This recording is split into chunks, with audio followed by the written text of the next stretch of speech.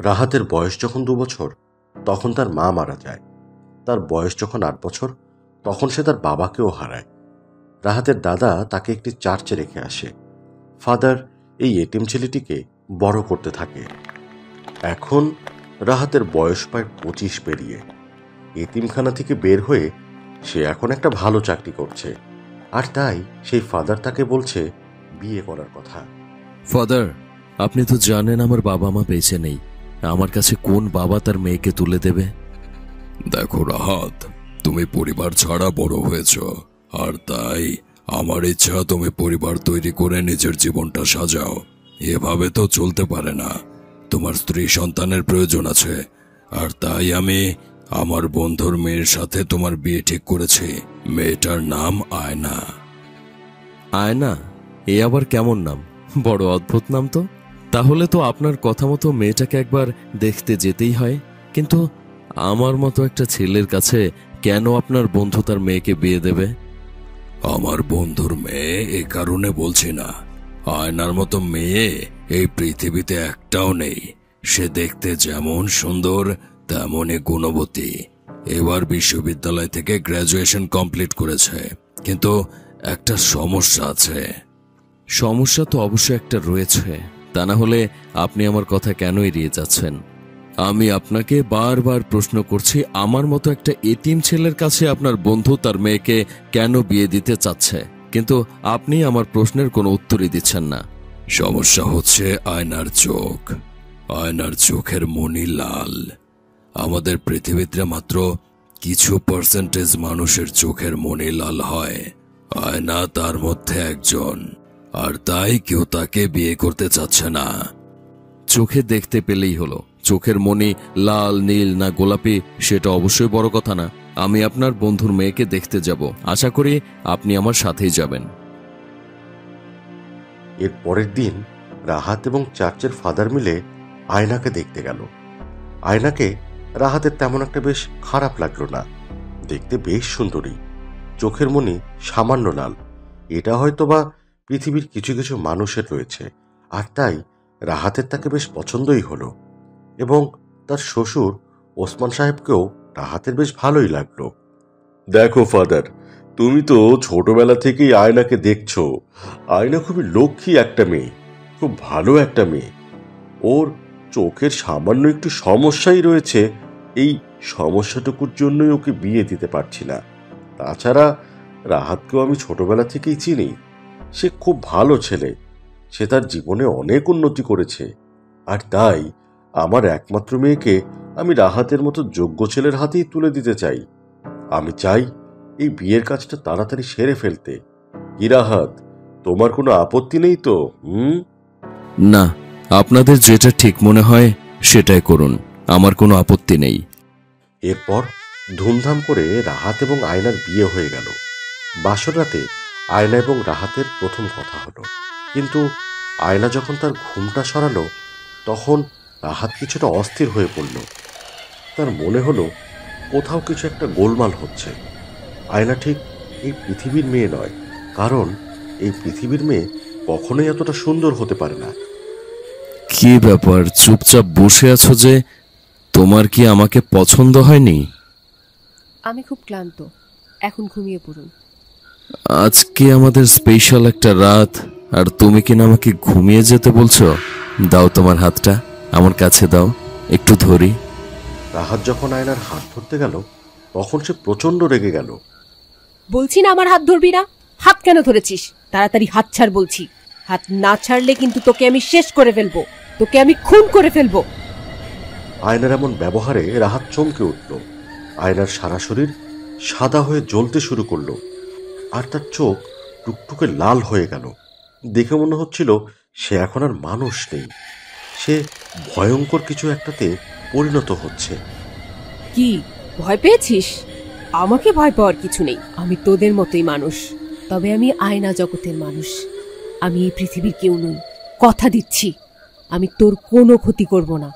আয়, তোকে ঘুম পাড়িয়ে দিয়ে আমি চলে যাব আমার জগতে। এই জগতের নাম আয়না জগৎ। সেখানে আমার স্বামী আমার জন্য অপেক্ষা করছে। এরপর আয়না বিড়বিড় করে একটা মন্ত্র উচ্চারণ করতে লাগলো, আর সাথে সাথেই রাহাত ঘুমিয়ে পড়ল। তার যখন ঘুম ভাঙল তখন বেশ সকাল হয়ে গিয়েছে। আয়না স্বাভাবিকভাবেই তার ঘরে ঢুকলো। কি ব্যাপার, আমার জামাইয়ের ঘুম ভাঙলো তাহলে? সকাল থেকে তোমাকে কতবার ডাকলাম, এই যে ঘুমাচ্ছ তো ঘুমাচ্ছই। যাও নাস্তা করে আসো, তোমার জন্য আজকে আমি নিজের হাতে নাস্তা তৈরি করেছি। রাহাত কোনো কিছুরই হিসাব মেলাতে পারছিল না। এ কোন আয়না? তাহলে গতকাল রাতের বেলা সে কি দেখেছে? এ তো সাধারণ একটা মানুষ। আর গতকালে রাতের যে আয়না ছিল সে ছিল ভয়ঙ্কর। সে ভাবছিল বিয়ের পুরো পর্বের পরিশ্রমের কারণে রাহাত হয়তো কোনো দুঃস্বপ্ন দেখেছে। কিন্তু এসব কিছুকে স্বপ্ন ভেবে উড়িয়ে দেওয়াটাও রাহাতের জন্য ছিল বেশ বড় একটি ভুল। কি ব্যাপার জামাই বাবাজি, তোমাকে অনেক ক্লান্ত আর বিষণ্ণ দেখাচ্ছে। কোনো কারণে তোমার মন খারাপ কি? না বাবা, আমার মন ঠিকই আছে, কিন্তু গতকাল রাতে আমার মনে হলো আমি কিছু একটা দেখেছি। কি দেখেছো আমাদের সাথে শেয়ার করো, আমরা জানি তুমি কি দেখে এতটা বিষণ্ণ হয়ে গেলে।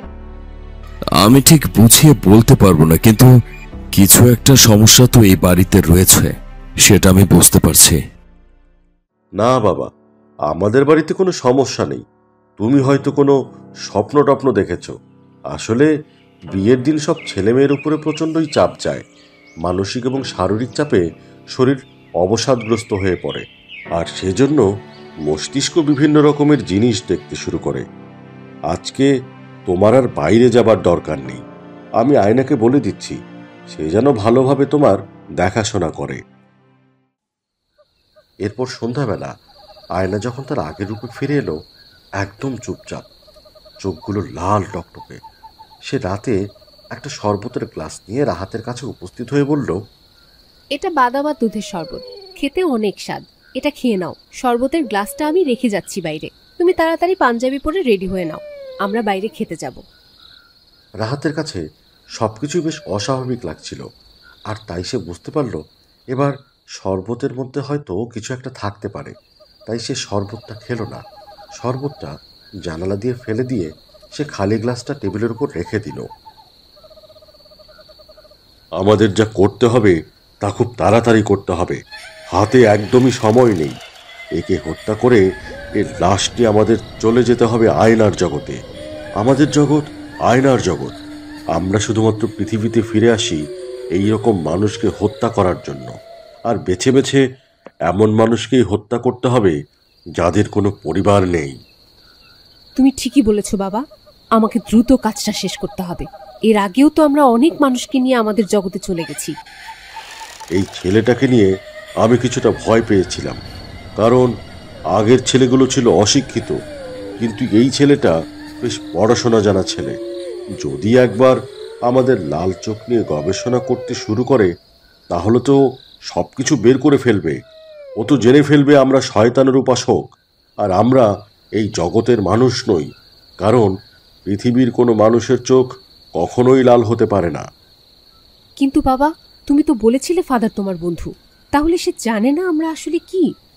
না ফাদার, না না না না, জানে না, জানে না। আমরা আসলে শয়তানের উপাসক। আসলে শয়তানের উপাসকরা মানুষের মতোই ঘুরে বেড়ায়, তাদেরকে আলাদা করে চেনার কিছুই নেই। তুমি কথা বলে বড্ড সময় নষ্ট করছো। তাড়াতাড়ি করো, আমাদেরকে চলে যেতে হবে। ছুরিটা বের করো, বের করে ওর গলা থেকে মাথাটা আলাদা করে ফেলো। রাহাত শুয়ে শুয়ে সব কিছু শুনছিল, আর তার পা ঠান্ডা হয়ে আসছিল। তাহলে কি সে মারা যেতে চলেছে? সে কিছুই বুঝতে পারছিল না। সে কি তাহলে বিয়ে করে সবচেয়ে বড় ভুলটা করে ফেলল? এদিকে সকালবেলা সে ফাদারকে সবকিছু জানিয়ে রেখেছে, কিন্তু সে তো জানতো না আজকে তার জীবনের শেষ দিন। ফাদারের সবকিছুতেই তার ভুল। রাহাতের চোখ দিয়ে পানি গড়িয়ে পড়তে লাগলো, আর ঠিক তখনই রাহাতকে হত্যা করার জন্য আয়না একটা বড় ছুরি বের করলো, আর তাৎক্ষণিকই সেখানে ফাদার উপস্থিত হলেন। ওসমান, ওকে ছেড়ে দাও। ভালোই ভালোই বলছি, ওকে ছেড়ে দাও। তুমি আমার সন্তানকে হত্যা করবে তা হতে পারে না। আপনি এসেছেন ফাদার, আমি জানতাম আপনি আসবেন। সকালবেলা আমি আপনাকে সবকিছু জানিয়ে রেখেছি। আমাকে বাঁচান ফাদার, এদের হাত থেকে আমাকে বাঁচান। এরা আমার আগে অনেক ছেলেকে এভাবে বিয়ে করে হত্যা করেছে। তারপর তাকে নিয়ে চলে গেছে আয়না জগতে। আমি এদের হাত থেকে বাঁচতে চাই ফাদার। তুমি এখনো চিন্তা করো না বাবা, আমি এখনো বেঁচে আছি, মরে যাইনি। তোমাকে আমি অবশ্যই ওদের হাত থেকে বাঁচাবো। সকালবেলা যখন তুমি আমাকে ফোনে বললে ওদের চোখ লাল আর আয়না জগৎ, তখন আমি অনেকগুলো বই নিয়ে বসলাম আর গবেষণা করে বের করলাম পৃথিবীর বাইরে এমন একটা জগৎ রয়েছে। আমি সাথে করে মন্ত্রপুত জল নিয়ে এসেছি, এগুলো ওদের গায়ে ছিটিয়ে দেব, তাহলেই দেখবে সবকিছু ঠিক হয়ে যাবে। এদিকে মন্ত্রপুত্র সেই জলের কথা শুনে আয়না এবং তার বাবা আঁতকে উঠল। তারা প্রচণ্ড জোরে চিৎকার করতে লাগলো। চারিদিকের পরিবেশ মুহূর্তের মধ্যেই কেমন যেন অন্যরকম হয়ে গেল। আমাকে ক্ষমা করো ফাদার, আমাকে ক্ষমা করো। আমরা এখান থেকে চলে যাব বলছি। তুমি তুমি তুমি আমাদের উপর কোনো পুতপবিত্র জল ছিটিয়ে দিও না। আমাদের সব ক্ষমতা নষ্ট হয়ে যাবে ফাদার। আমাদের কথা শোনো, অভিযোগটি শোনো আমাদের। তুমি এর আগে রাহাতের মতো অনেক ছেলেকে নির্মমভাবে হত্যা করেছ, আর তাই তোমার কোনো মুক্তি নেই। ক্ষমা করে দিন, দয়া করে আমাদের ক্ষমা করে দিন। আপনাকে কথা দিচ্ছি, আমরা এই পৃথিবী ছেড়ে একেবারেই চলে যাব, আর কখনো এই পৃথিবীতে আসবো না। কিন্তু ফাদার তাদের কোনো কথাই শুনলেন না। সেই মন্ত্রপুত জল সবার উপরে ছিটিয়ে দিল, আর মুহূর্তের মধ্যেই সবকিছু ধ্বংস হয়ে গেল।